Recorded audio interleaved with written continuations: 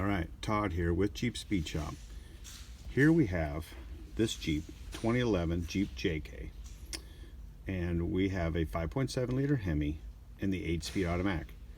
Here's the shifter we're using. This shifter is out of an 8-speed Challenger. So I think it's out of a 2015 Challenger. It doesn't matter if it is a 6-cylinder or if it's a V8. Any of the Challengers with an 8-speed, this is the shifter we're using. Cheaper to get them used because new, they're very expensive. So here we have a plate that we're using that goes on the floor, the shifter bolts to. So, and this is its orientation, all right? It lays down on the floor like that one's already installed.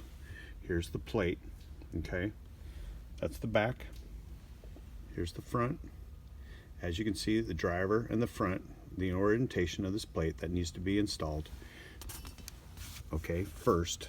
And then you mount the shifters. There's going to be some spacers that go underneath the shifter that I can talk about later. This is the module that we use for the 8-speed. We have to drill a couple holes in the floor.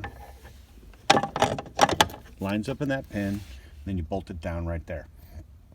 We're going to kind of do this in stages. So this would be the first stage of this, mounting the shifter, getting it in position with the floor plate, the spacers that go underneath the shifter, and mounting the 8-speed module. All right, so this is going to be multiple pieces to this video. This part of putting the 8-speed in the Jeep JK gets a little more complicated. So we're going to go over this many times, and then we'll update our videos as we go. All right, Jeep Speed Shop out.